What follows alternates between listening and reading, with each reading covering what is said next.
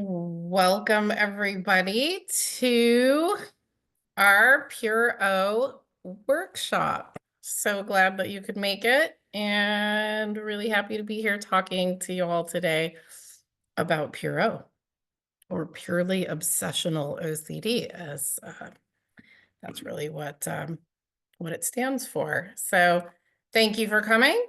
And I'm going to talk a little bit about this, and then we will move into a Q&A. If you do have questions that come up along the way, please just remember, if you could put them instead of in the chat, if you can put them in the Q&A section. It's down at the bottom in Zoom next to the raise hand and the chat. All right, so let's talk about Pure O, what it is, and how it shows up. Purely obsessional, or Pure O OCD, is really talking about mental compulsions. And basically, when we're saying Pure O, we're saying that people have all mental compulsions and don't really take part in physical compulsions, the ones that you would normally think about, things like checking or washing or doing things of that nature that are physical compulsions. And as we get deeper into this, you might find out that actually sometimes people think that they have Pure O and they aren't doing any of those things, but I've never met anyone that hasn't done a physical compulsion, so we'll talk about that in a little bit. So let me give you some examples of mental compulsions that are very common. Mental review, which is going back and trying to remember something or think about something. Oh, what did I say? What did I do in that situation? Did I have the right reaction? Did I have the wrong reaction? How did that person feel? So this is reviewing something mentally.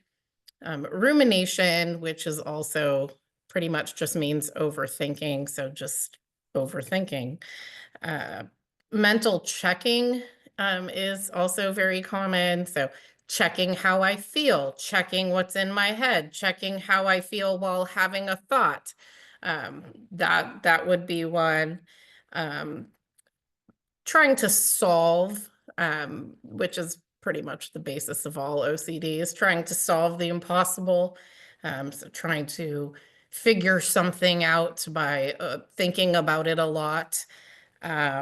Thought neutralizing is a big one. It's not something you can do. You can't really neutralize thoughts, but one common mental compulsion is thought neutralizing. So an example of that would be maybe you got an intrusive thought or image that you feel is bad or negative or unpleasant, and trying to replace that with a positive or good thought or image to neutralize the badness of the other one. That also can happen in all themes of OCD. It could be something along religious or scrupulosity. So maybe you had a thought that you felt was bad or scrupulous or goes against religion in some way. And then next thing you know, you're saying a mental prayer or doing something mentally to try and neutralize and change that. There are also counting compulsions. I'll talk a little bit more about that, but maybe you're counting things in your head or counting to certain numbers or thinking about something a certain number of times, thinking about something until it feels just right, practicing something in your head until it feels just right, magical thinking rituals. I will definitely go a little bit into those. If I think these things in this order, something bad's going to happen, or if I think these things in a certain order, I can prevent something bad from happening. That's magical thinking. And there's also thought blocking, which, by the way, is impossible, but people will try to block their thoughts. The funny thing about that is, how do you block a thought until it's already arrived? You don't get a pre-warning that it's coming, therefore it makes no sense. And obviously you can't prevent it. So until it's arrived and you know that it's happening. In my own experience, really when my OCD hit when I was a child, it was definitely all obsessional thinking. It was all happening in my head. It wasn't something obvious that anyone picked up on. I would do things like sit in class and count the ceiling tiles. I would count them in my head going one direction, and then I would count them again in reverse, and then I would count them again the other way to make it just right. Feeling distressed if I got messed up or looked away and then I didn't know what tile I was on and I'd have to start over because I messed it up. Um, or magical thinking rituals that I had at that time. Things like, you know, I have to turn my eyes a certain direction, like looking up at the sky before I close my eyes. Um, you know, was like a physical compulsion that I had, and that had to do with things going on in my head that had to do with, you know, these are bad thoughts and you can erase them if you do certain things. So I used to try also to do thought neutralizing, things of that nature. Pretty quickly, my own OCD turned into doing physical as well as mental compulsions. But managing Pure O is possible. ERP, or exposure response prevention, a lot of people will say, oh my gosh, you know, I know that you can treat things that are physical compulsions, but you can't treat this. This is happening in my head. And the truth is that all OCD starts in your head because it's in your brain. OCD is in your brain. It's a malfunction that's happening. So even people that physically compulse, it starts off mental, right? You get a disturbing thought, image, feeling, urge, um, and all of a sudden you're wanting to do a reaction to that. So ERP is used for that. Some examples of how that might work is really just allowing yourself to have whatever it is that's coming to your mind and learning that you're going to sit with those possibilities of whatever it is that OCD is saying is going to happen, and learning to sort of refocus your attention um, in order to not feed that mental compulsion. So, for instance, if you are having a thought like, gosh, um, this is going to be a bad day because I woke up and I immediately had some intrusive images or negative images in my head, or some negative thoughts in my head, or I'm trying to solve this problem in my head and I just go in circles about it over and over and over again. And so we would help you to say, well, what if instead of trying to avoid those intrusive thoughts or those intrusive images or whatever else is going on in your mind, what if you welcomed those? What if you said, yep, this is part of having OCD, and you were to welcome those? Not welcome meaning, wow, this is amazing and I hope all of this happens. More so welcoming them because in a way that you're not trying to escape. So I'll give you a clear picture of what this looks like. Um, and this is a real thing going on right now. My daughter is a teenager and she's going to be traveling alone across the world to visit her boyfriend. And ever since she's been telling me this, and my my thoughts have gone nuts with every worst case scenario, which is what OCD typically does. So it's latching on to my worry in general, as a mom might worry, but also it's taking it to the next level. So now I can't stop thinking about, oh, she's going to be human sex trafficked.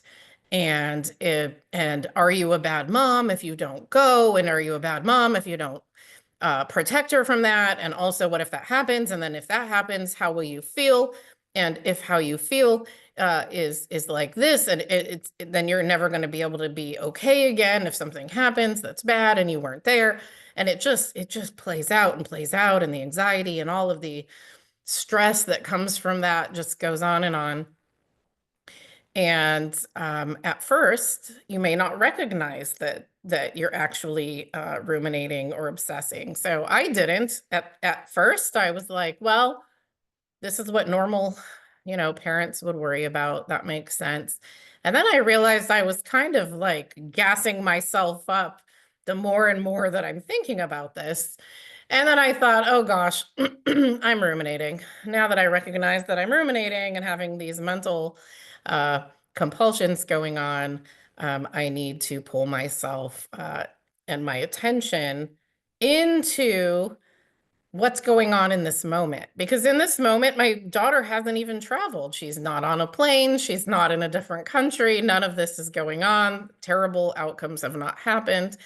So instead of trying to solve for how to make this go away or not, let myself freak out and not sleep at night, as these things are coming in, I practice sitting with the uncertainty of it. Like, sure, right? Even if I went with her, bad things could happen.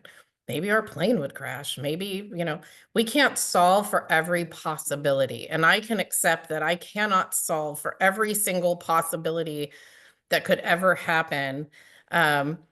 And also, I'm giving away this moment right now where I'm actually trying to do other things, right? I'm not trying to solve an emergency across the country. My daughter is here, so there's no reason for that.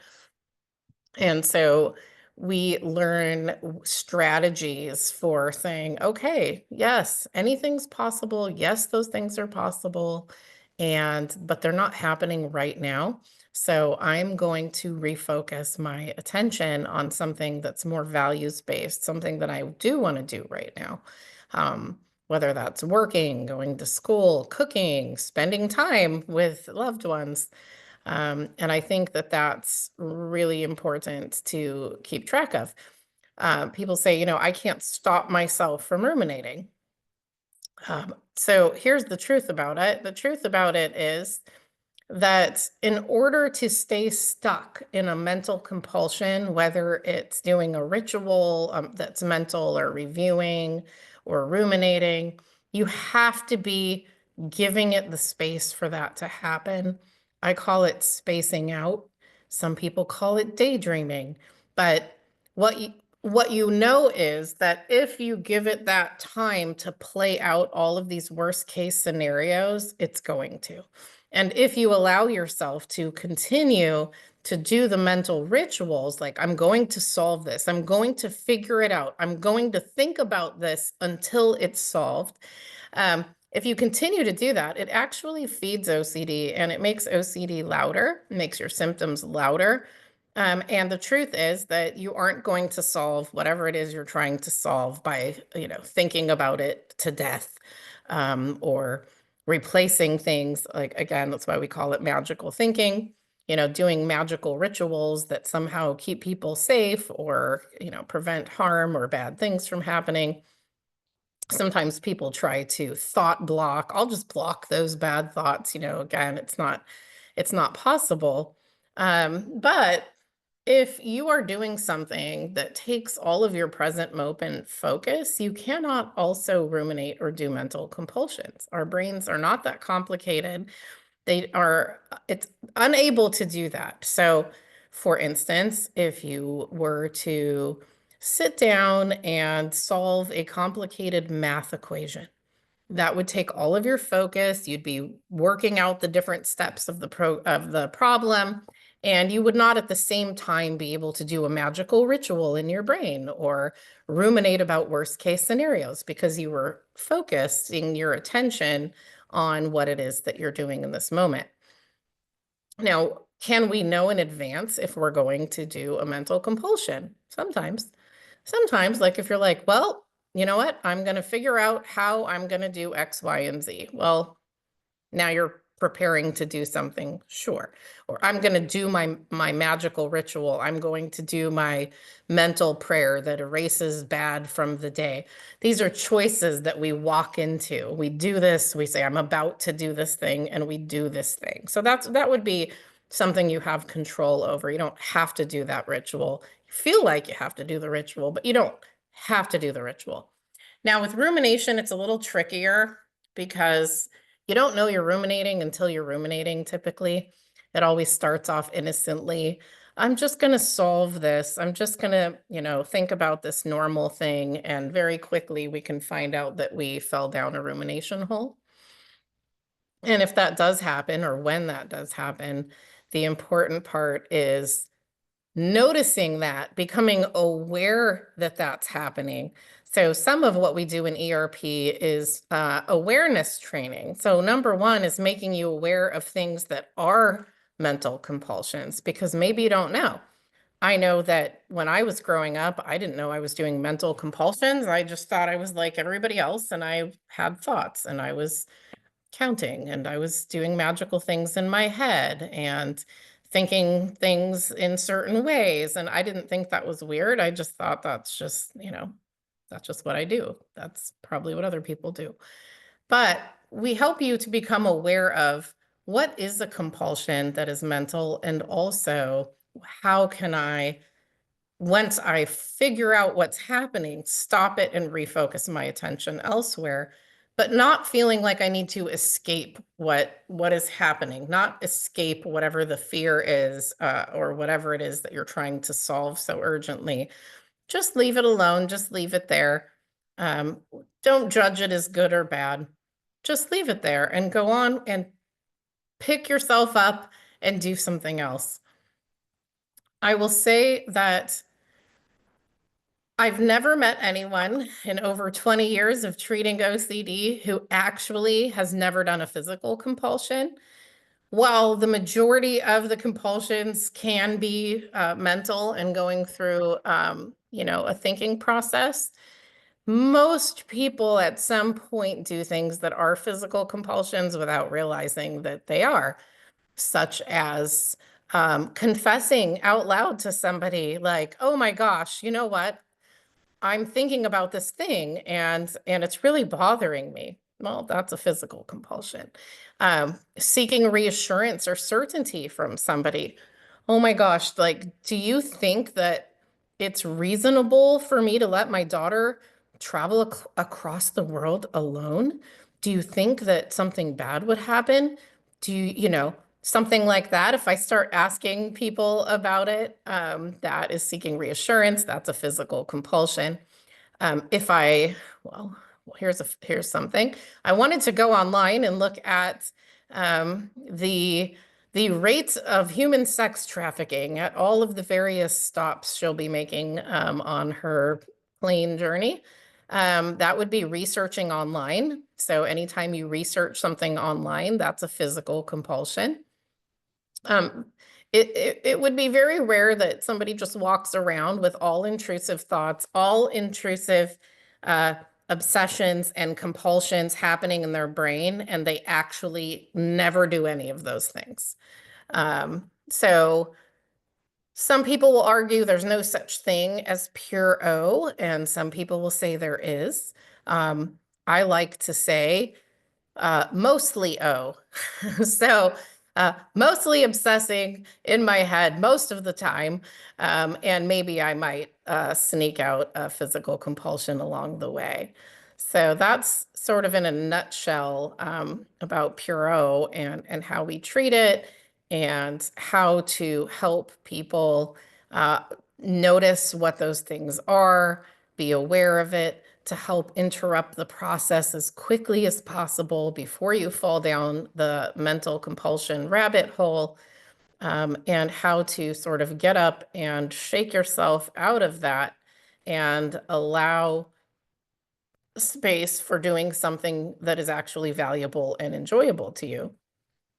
So Um, that being said, a lot of times what will happen is somebody will just sort of space out. Maybe you're looking out the window, staring at the wall, looking at the floor, looking at whatever, and you just space out. Next thing you know, you start ruminating. You start going into your mental compulsions, and then you realize it and you're like, oh yeah, I really have to stop that.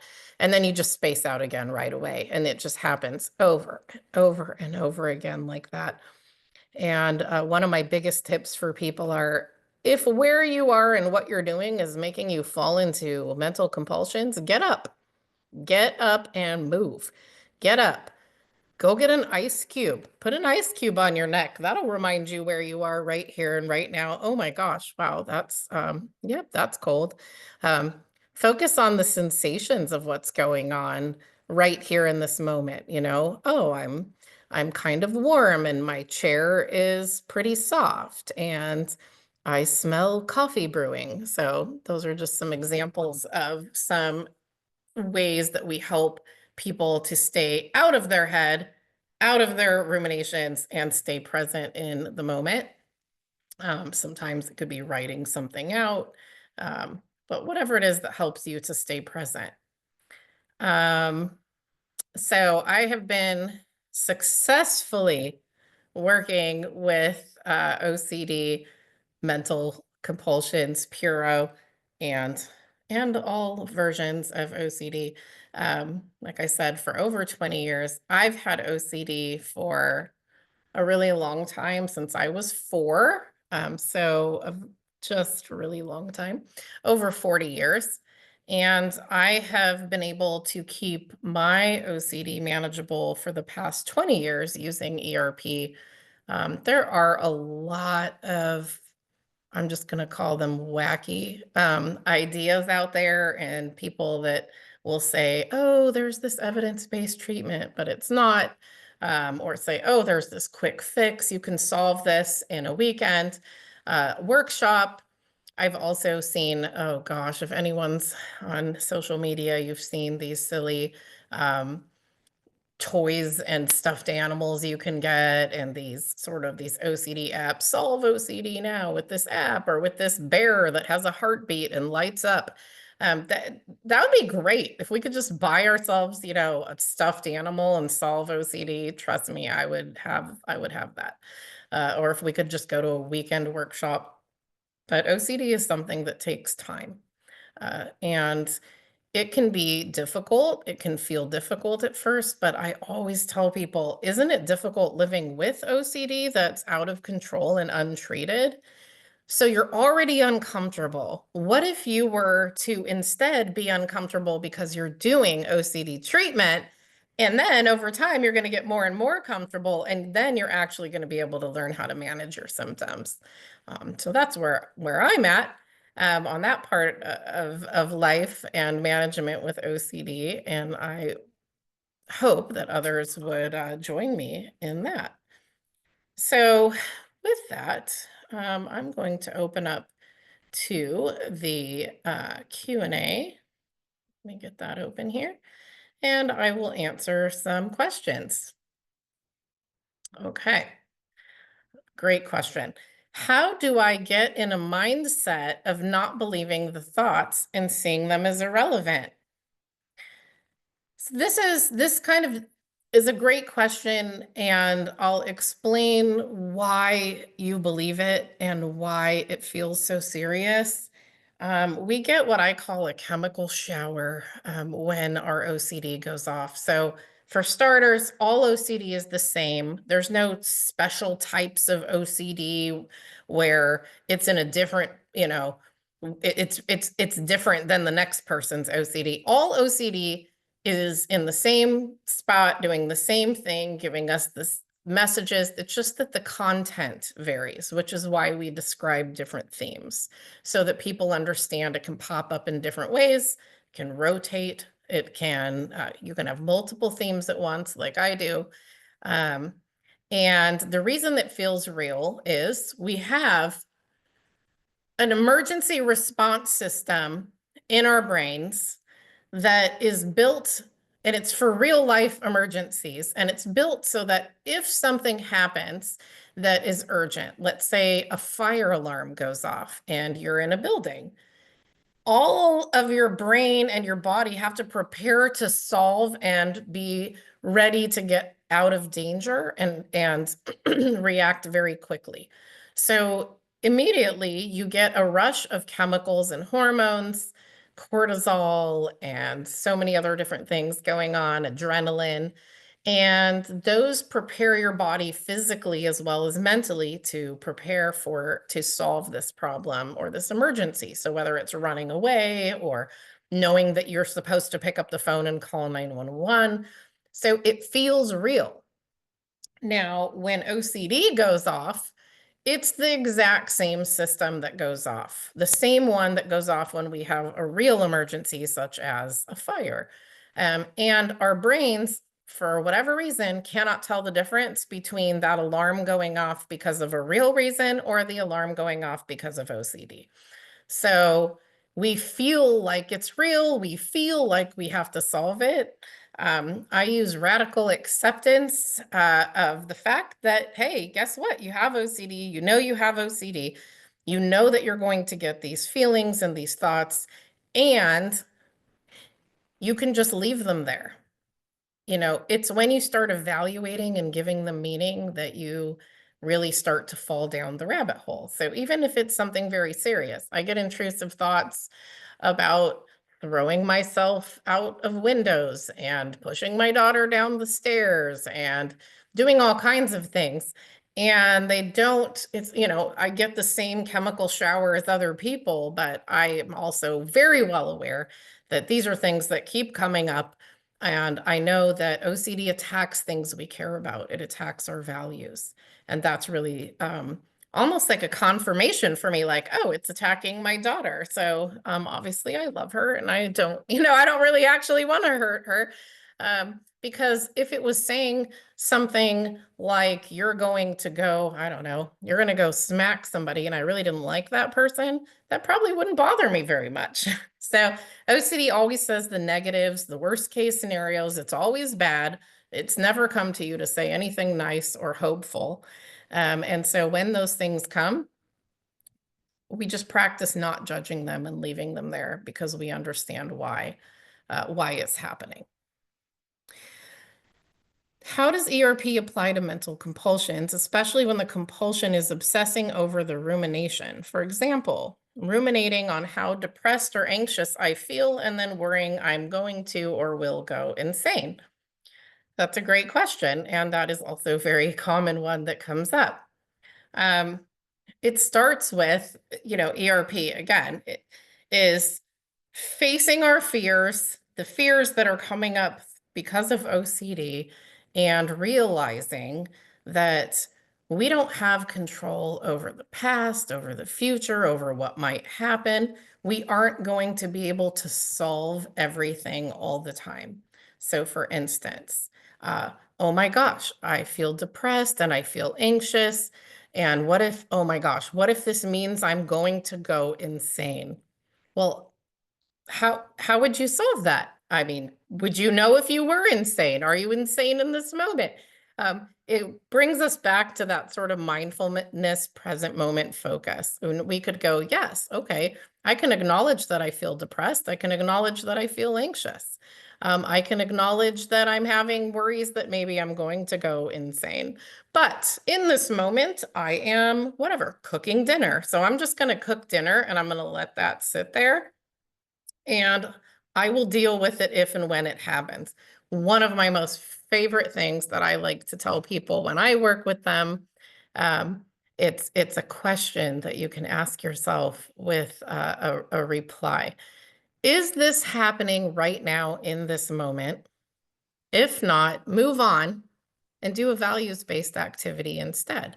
So it's like, oh no, I get a similar one. Oh no, you're feeling really depressed. Well, what if now that makes you throw yourself out a window? And I'm like, okay, well, you know what? If and when I get up and start walking toward a window and figuring out how I'm going to jump out of it, I'll worry about it at that time. But right now, those are just thoughts, and I'm going to leave it there. If I go insane, you know what? I welcome that, because then people who are who are mentally ill to that level don't even know they're mentally ill. So that would be fabulous. Most of the time, what people are freaking out about is, what if I go insane or lose control and then I do terrible things? That's what most people are worried about. And again, are you doing terrible things right now? No? All right, then worry about it if and when it happens. Have you ever seen people? Oh, sorry. Have you ever seen people recover and never have a relapse for the rest of their life, or is a relapse guaranteed? So, no, so a couple of things. Let's talk about relapse. Relapse, relapse in real life, what relapse means is you went all the way back to the beginning before you got treatment, before you knew what was going on, before you knew what was anything about OCD. And I really don't see anybody really go full blown back to relapse after doing a whole successful course of ERP. However, do we have flare-ups? Yes, people do have flare-ups. Everybody's different. OCD is not curable, it's manageable. Everybody's different. We all have different chemical makeups, genetic makeups. We're all different.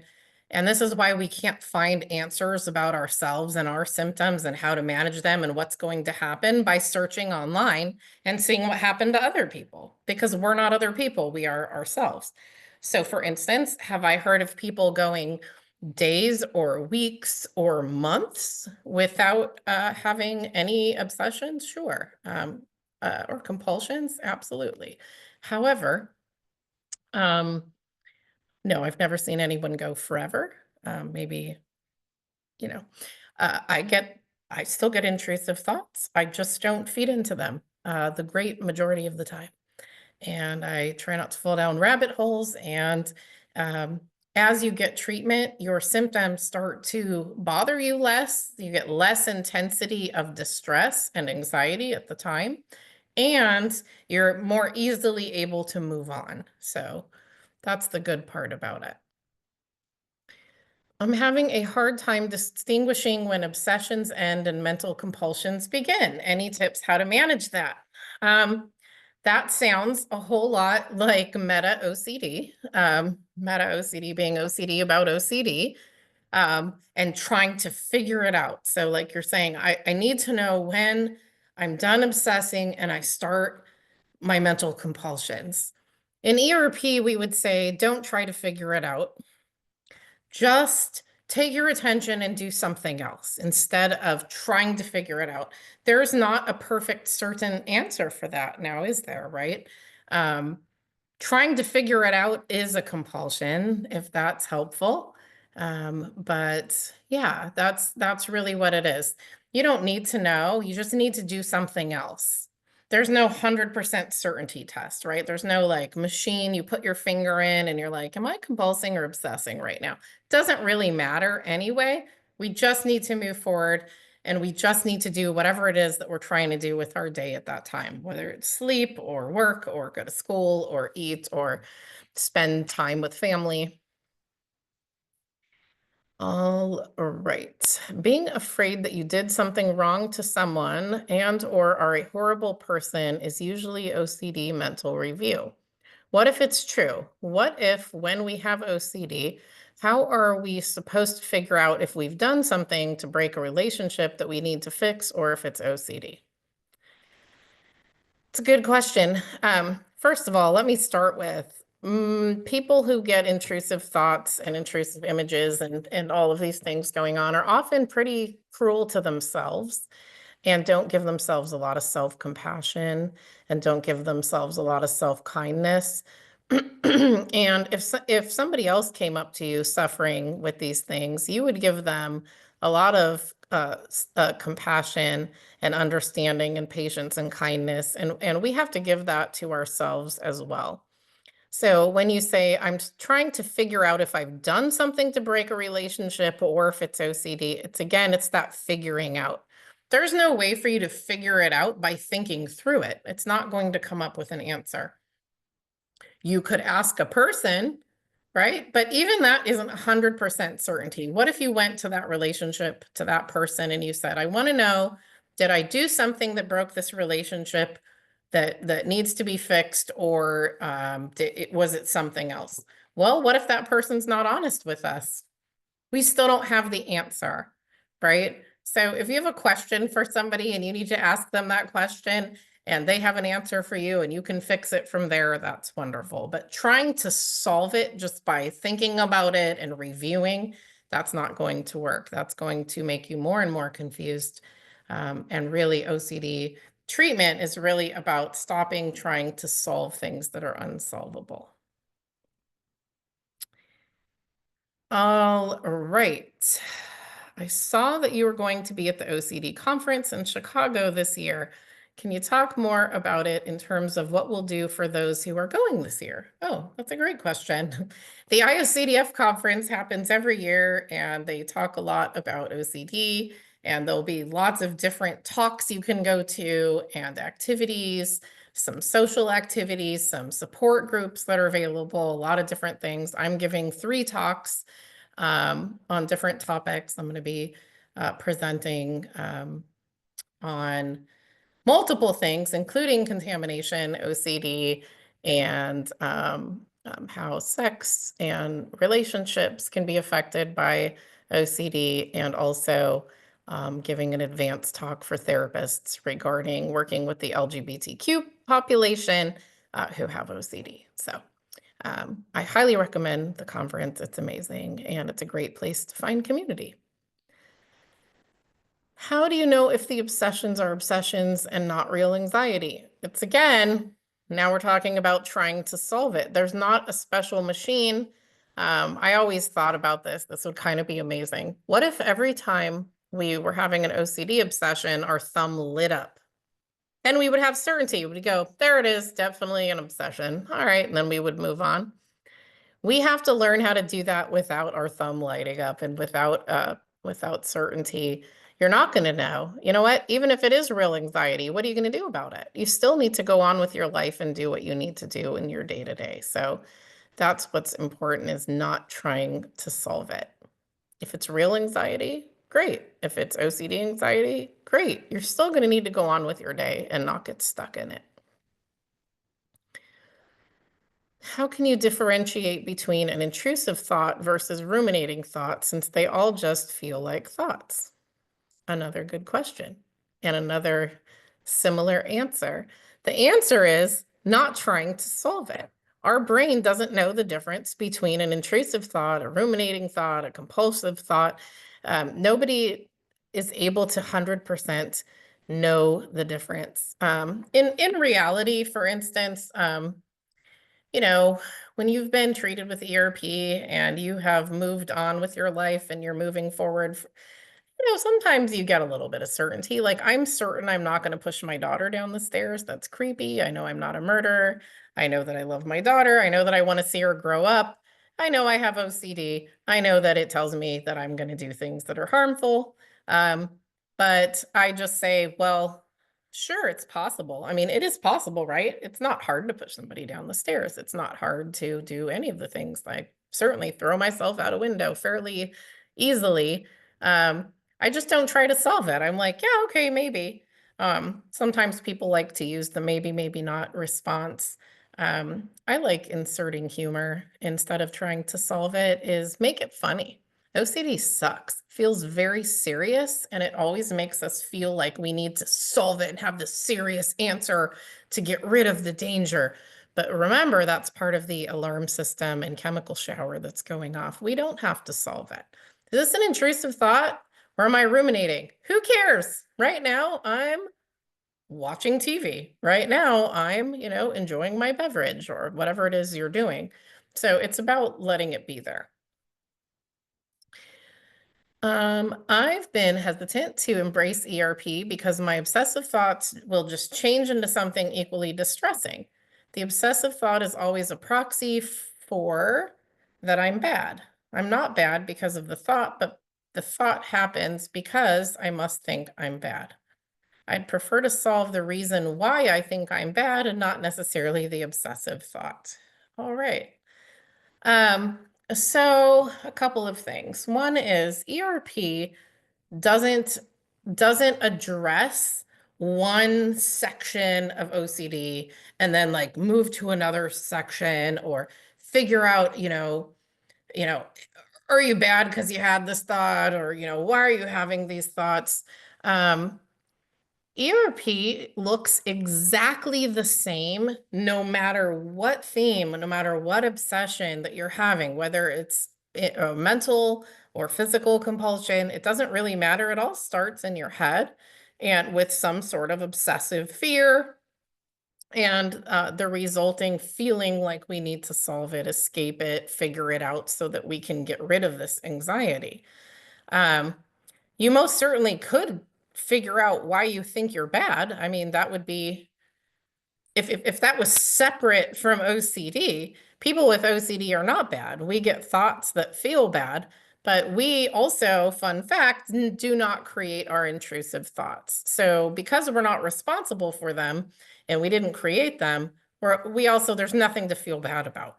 So I never am like, gosh, are you just a bad person because you keep thinking about doing all these bad things? No, I'm not. I'm a person with OCD and I deserve self-compassion and I deserve understanding from others as well. Um, if you have low self-esteem, then of course you can still go get therapy and work on your low self-esteem for feeling like you're a bad person, but that's not going to solve the OCD problem. The ERP is still going to need to be there. So your obsessive thoughts changing to equally distressing things is just a normal part of having OCD. I have multiple themes of OCD. I treat them all exactly the same. All of the people that I treat at NOCD, doesn't matter whether you're coming in the door with pedophilic OCD, harm OCD, contamination, checking, magical thinking, Pure O. We're going to do the same ERP. ERP is the set of tools. So if you imagine the goal is you're coming into ERP therapy, maybe you have an empty toolbox, and we're going to give you ERP tools for OCD management. And then you're going to leave therapy, and no matter how OCD shows up, you're going to pull out those same tools and you're going to use them. So it's not that we're like, okay, right now we're going to be working on this. Oh no, new theme came up. Now we have to start over. That's not how it works. We do everything all at once, same time, doesn't matter. We expect new themes to pop up. We're still going to do the same thing, no matter what that is. Trying to stop rumination feels like I'm trying to block a thought, which makes it really tough to interrupt the compulsion. All right. So you can't block your thoughts. If we could block thoughts, we would just block thoughts. We wouldn't have any negative thoughts and life would be awesome. So even if trying to stop rumination feels like you're trying to block a thought, that's fine, but it's not reality. Nobody can block their thoughts. Like I said, otherwise we just would. So ruminating feels like it's important, again, because of that chemical shower I talked about earlier. Feels like you need to solve it and you're being irresponsible if you interrupt it. But really, you're actually just doing really good ERP when you interrupt it, and you're getting better because you're teaching your brain. This is what ERP does. It teaches your brain, when these distressing things come up in my mind, I don't have to keep responding the way that I've been responding all this time, which is compulsions. I can actually leave it alone and nothing bad happens. And when you practice that over and over again, the response prevention or the not engaging in compulsions, your brain learns, by the way, guess what? Nothing bad happened. So the more that you do it over and over, you retrain your brain, and your brain's not going to have the same reaction that it used to.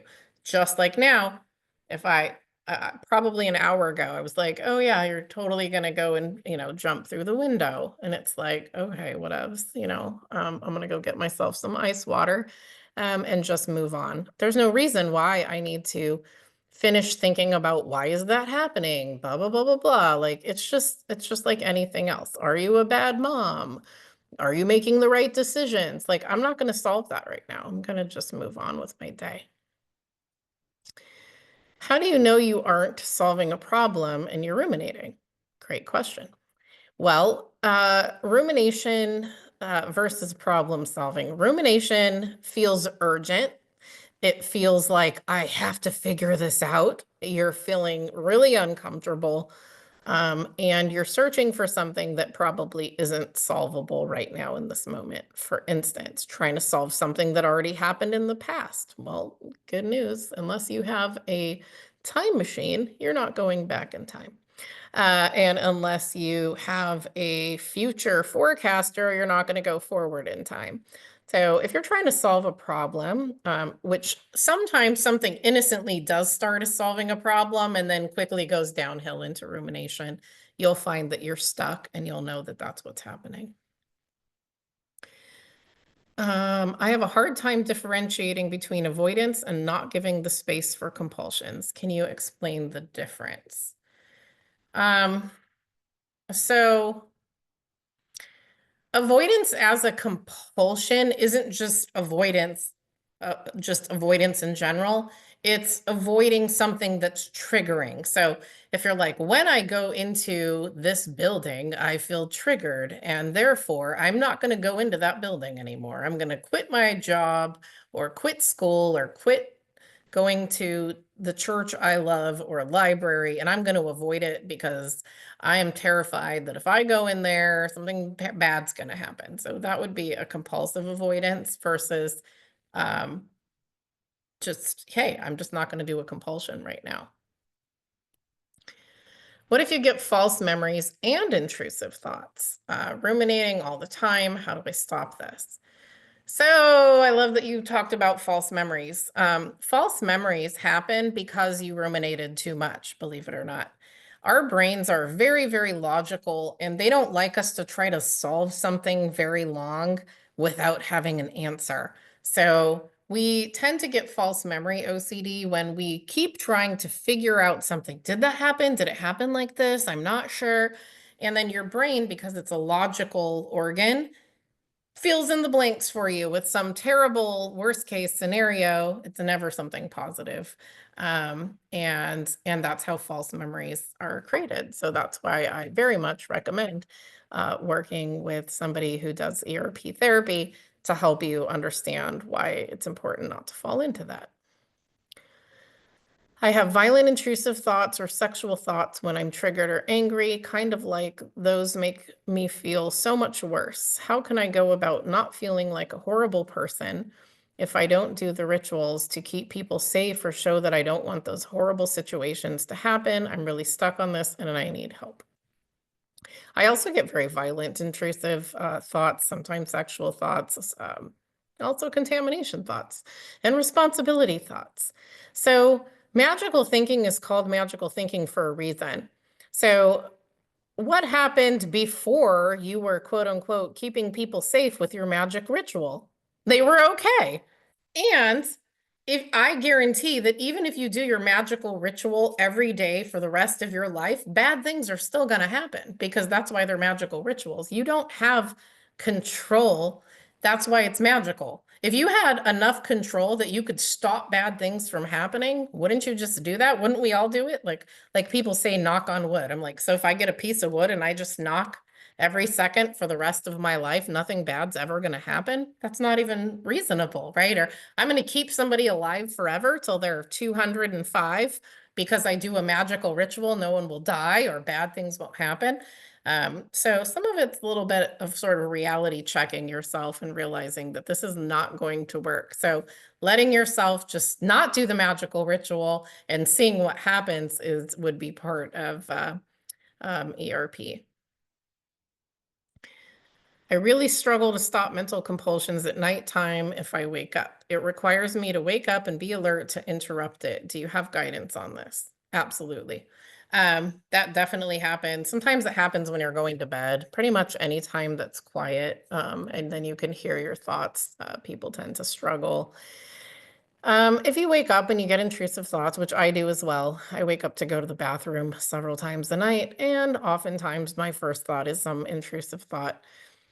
It's to disengage, as I talked about. So if I wake up and it's like, oh no, blah, blah, blah, blah, blah, blah, blah, blah, blah, then I'll be like, yep, okay. Yeah, maybe. Right now, though, I'm just gonna go back to sleep. I'm gonna leave it there. Sometimes delaying is help. I'll solve this later. I'll solve this on Wednesday. I'll solve this in 2 hours for something like that.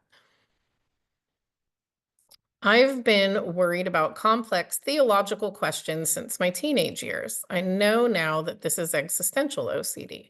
I'm now 58 and I'm somewhat better, but I still try to figure out what I believe. How do you differentiate OCD from valid spiritual doubt? Well, that's again where I would say um, you're not going to find the perfect answer of where one starts and the other ends. Um, if you want to be more spiritual or spiritually involved in something, then go get spiritually involved in something. Um, Doubt is part of life. Uncertainty is part of life, whether we accept it or not. Some people take a blind leap of faith, right? They'll say like, well, I know what's going to happen to me because I'm a particular faith and my faith believes this thing. And other people might not have that. Other people might be like, I have no idea what's going to happen. But I'll find out when I get there, I guess, if there's somewhere to go. So it's about not trying to figure that out. Valid spiritual doubt is something that is, kind of part of life, because we can't solve a lot of these existential questions. Um, I've tried practicing mindfulness through meditation, but I always end up ruminating. What other activities and practices do you recommend to practice being present and keeping the mind busy? Great question. And I never recommend mindful meditation because meditation is sort of checking out. It's sort of being present, but sort of checking out and trying to just go internal into your mind. When I talk about mindfulness, I'm not talking about deep breathing. We don't deep breathe. We don't meditate. We don't do relaxation techniques. The mindfulness that I'm talking about is very specifically bringing myself to present moment focus. So, doing things like naming the senses that you're feeling. I smell this, I taste this, I see this, I hear this. So, really just staying very, very up front, and focused on what's going on. I have mostly O. I love that. And I'm struggling with health OCD, fear of developing a severe mental illness. I've been in treatment since August. For some reason, I really can't fully shake this obsession with like hallucinating. How can I stop myself or improve my instincts to automatically check for hallucinations? Okay. Well, I used to work with people who actually all had mental illnesses that caused them to hallucinate. It was an inpatient facility. Good news, checking to see if you're hallucinating is an invalid thing to do. People who are hallucinating don't know they're hallucinating. So this is again has to do with stop trying to figure it out. Just let it be there. Yes, maybe I'm going to become mentally ill. You have OCD. Okay, we have mental illness. Great, we already have it. But what if I'm going to be psychotic? And what if I hallucinate? And how can I check to see if I'm hallucinating? It's not a thing. Leave it alone. Leave it at sure, maybe. I guess if I start hallucinating, somebody will let me know. Somebody will say, "Who are you talking to? I don't see that person." So if and when it happens, that's the time for you to deal with that. I'm going to answer one more. So sorry I didn't have a chance to answer all the questions. We have a lot of great questions. We will have more workshops where I can answer questions. But if you have a child who is resistant to any therapy, but I know this would help, what are the best ways to support her to help get her there? She has been Pure O presenting first with counting OCD. That was 10 years ago. She has several going on now. So I have two adult children who have OCD, and one of them it's very well managed. The other one it's not managed, and he doesn't want to do treatment, and he suffers. And this is what I do. I say, listen, I send resources like here's information about OCD. Um, I ask him to go to my social media at Taboo Tracie because I'm always putting things up there and I'm hoping he'll read them and see if those could be helpful or relevant. Like, hey, it's not really me talking to you about it, it's you reading a post about it. But I also just say, listen, if and when you're ready to go through OCD treatment, let me know and I will hook you up with it. I'll pay for those services. I'll make sure that you get to it. And that way that your child will know that that's an option in case they ever are suffering to the point that they agree to do it. But it's unfortunate we can't drag anyone into therapy that doesn't want to be there. So thank you, everybody. I do want to say I really appreciate people taking their time to come and hear a little bit about Pure O, or mostly O, as I like to call it. And, I invite you, if you're interested, even in just finding out more about NOCD therapy and what NOCD can do for you, you can schedule a call. It's free. We have a lovely care team. They can talk to you about your insurance. They can talk to you about payment plans. They can talk to you about what therapy looks like. And you can go to nocd.com to start that process and get yourself hooked up with one of those calls. And also just just to reach out, just to even see what it's about. It's not something that you are committed to do. Nobody's saying, oh my gosh, I made a call and now I have to do this thing, but just to find out more about it. Um, OCD treatment, the gold standard treatment, is exposure response prevention. There are a lot of therapies out there that say that they're going to help OCD that make it worse. It is so critical to get real, actual evidence-based treatment. I know this because most people that I treat have already been mistreated with other treatments that made it worse. Talk therapy, standard CBT, you treating it like a logic disorder, people getting confused by what it is. I don't think that it's because people are terrible or mean. It's because OCD is a misunderstood disorder. That's why NOCD mission is to end the global suffering of OCD and to make sure we're disseminating real information about treatment and making it accessible to people, because it's not always possible for you to drive to somebody's office or to find time for therapy. So the fact that we have people working 7 days a week virtually in all of the United States and actually in multiple countries, it makes that access easier. Another really big benefit to people who are getting therapy at NOCD is we have a very comprehensive support group program. I run the support group program. I also run support groups. We have groups to help people who have depression and OCD, people who have um, um, sexual and harm intrusive thoughts. I run 2 of those taboo groups, but we have upwards of about 30 groups or so a week that people can go to just to have another safe space to talk about their OCD, to feel less isolated. And all of our groups you can attend free, as many as you want every week.